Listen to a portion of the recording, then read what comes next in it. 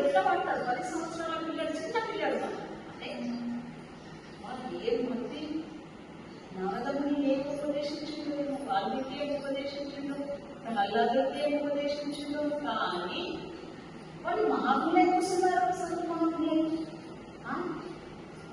ఆశీర్వాదం ఎలా ఉంది? ఇట్లా పటిష్టంగా వాళ్ళలాగా తయారు. ఉపదేశం అంటే అది, దీక్ష అంటే అది, వాళ్ళ కృప అంటే అది నిజమే విలువలే. అసలు భక్తి అంటే అది. జనవై వేసింది భక్తి, 20 వేసింది భక్తి, ప్రహ్లాదు వేసింది భక్తి, సావిత్రి వేసింది భక్తి. జ్ఞానం విలువలే వాళ్ళు వాళ్ళ జీవితాంతం విలువలే పడుతున్నారు. భక్తి ఒక్క భక్తి మనసులో వారి అనుభవాల సారంగా నిరాకార ఈశ్వరుడు అనేక నామాలు ఇచ్చారు. నామం అంటే పేరు, నామం అంటే ఇట్లా పెట్టడం నామం కాదు. నామం అంటే ఇది 3 నామాలు పెట్టడం కాదు. నామం అంటే పేరు. మన భాష అనేక నామాలు అంటే అనేక పేర్లు ఇచ్చింది దేవుళ్ళకు. ఎన్ని పేర్లు ఉన్నాయో, ఎన్ని కోట్ల పేర్లు ఉన్నాయి. ఎవరికి? ఆత్మ. అక్కడ జీవికే పేరు పెట్టింది కదా, జీవం లేని పేరు ఎట్లా పెట్టదండి? ఇదో ఇది మైకు, దీనికి ఒక పేరు, ఇది పుస్తకం, దీనికి ఒక పేరు, ఇది పేరు, దీనికి ఒక పేరు. అలాగే మనం మనిషికి ఒక పేరు పెట్టింది మన అమ్మ నాన్న. ఎందుకు గుర్తించాలి? మన పేరు పెడితే పేరు పెట్టి పుస్తకం పెట్టి, లేకపోతే అందరి పేరు ఒకటి ఉంటే ఎవరైనా సరే గుర్తించడానికి నామాలు పేరు పెట్టేది. వీటన్నింటి మూలం ఆత్మనే. పేర్లన్నింటికి, నామాలన్నింటికి మూలమేది ఆత్మ. ఆత్మ ఉంటేనే ఇన్ని పేర్లు పెట్టింది. ప్రాణం ఉంది, అందరిలో ప్రాణాలు ఉన్నాయి. అందరికి మంచిగా ఒక పేరు ఉంది. నాకు ఒక పేరు, నీకు ఒక పేరు, వృక్షాలకు ఒక పేరు. దానిలో ఏమున్నది? వృక్షంలో బీజం ఉంది, ప్రాణం ఉంటుంది. అంటేనే ఆకులు నిగలాడుతూనే చెట్లు కాయలు పండిస్తుంది.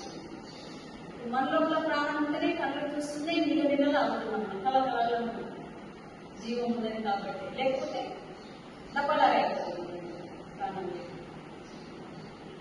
అందుకని జీవుడే దేవుడు అన్నారు. జీవుడే దేవుడు. వాళ్ళు ఆ విధంగా అయ్యారు. మహాత్ములు జీవుడిని దేవుడిగా చేశారు.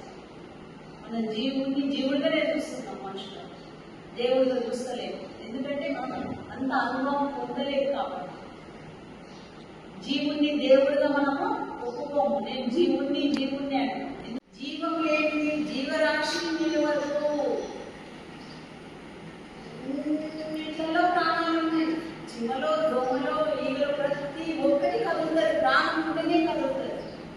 ప్రాణం లేకుంటే, జీవం లేకుంటే అది అసలు కదలనే కదలదు. కదులుతుందా? దాని ఆకారం వేరే ఉండొచ్చు, కానీ అందులో ప్రాణం ఉంటేనే కదులుతుంది, నడుస్తుంది. ప్రాణం లేకుంటే చీమ కదలదు, దోమ కదలదు, పిల్లి కదలదు, కుక్క కదలదు. అందులో ఏమున్నది? ప్రాణం. దాని ఆకారం లేదు భగవంతుడు కాబట్టి దానికి ఒక పేరు లేదు. కానీ ప్రాణం ఉన్నది. చూడు ఎంత విచిత్రమైన అద్భుతమైన వాటి ఇచ్చిండు. మనలో వల్ల లేడు, మనం దేవుళ్ళగా చాలు. అది దేవుడు, అది కరెక్ట్ కాదు. మనలో ఉన్నతమైన ఆత్మ దేవుడు అని వాళ్ళు అలా కార్యాలు చేశారు. భక్తితో పూజిస్తున్నాం.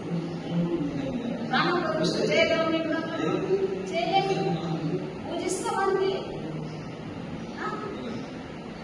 తెలుసుకోవాలంటే చాలా ఎంత తెలుసుకున్నా ఇంత అర్థం కాదు. ప్రతి అణువులో జీవం ఉంది, నాకు ఆత్మ ఉంది. జీవం ఉంది, జీవం విత్తనం ఉంది. విత్తనం ఇలా సృష్టి నడిపిస్తున్నాడు భగవంతుడు. విత్తనం నుండి విత్తనం. ఒక విత్తనం వేస్తే మట్టిలో వర్షం పడితే అది మొలకెత్తుంది. అదే వర్షం పడలేదు అనుకో, మట్టి లేదంటే అది మొలకెత్తుంది. నీళ్ళు కావాలి, మట్టి కావాలి, గాలి కావాలి, పంచమహాభూతాలు కావాలి. అప్పుడే వృక్షం పెరుగుతుంది. మళ్ళీ ఆ వృక్షం పెరిగినాక ఏమొస్తాయి? కాయలు వస్తాయి. కాయలు వచ్చిన తర్వాత పండ్లు అవుతాయి. మళ్ళీ ఆ పండ్ల నుండి గింజలు వస్తాయి. ఇట్లా ఒక విత్తనం నుండి అనేక విత్తనాలు, జీవి నుండి జీవి, విత్తనం నుండి విత్తనం, పిల్లల నుండి విత్తనం, ఇట్లా ఈ సృష్టి ఇలా ఉత్పత్తి జరుగుతుంది. దాన్ని బ్రహ్మ అన్నారు. బ్రహ్మ ఉత్పత్తి చేస్తాడు అన్నారు. उत्पत्ति చేయడమే ब्रह्म। का विचार जरा था हे लक्षात ठेवा तुम्ही, सगळं काही हेच पापाला कारणीभूत आहे। पण पाप आणि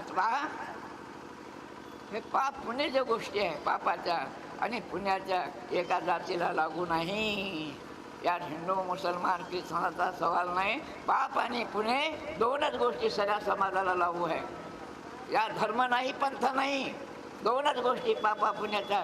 आणि हे या माणसाला कळते। माणूस ईश्वराचा अवतार याला समजते, सुख करते, दुःख करते, हितघात करते आणि पाप पुण्य समजते।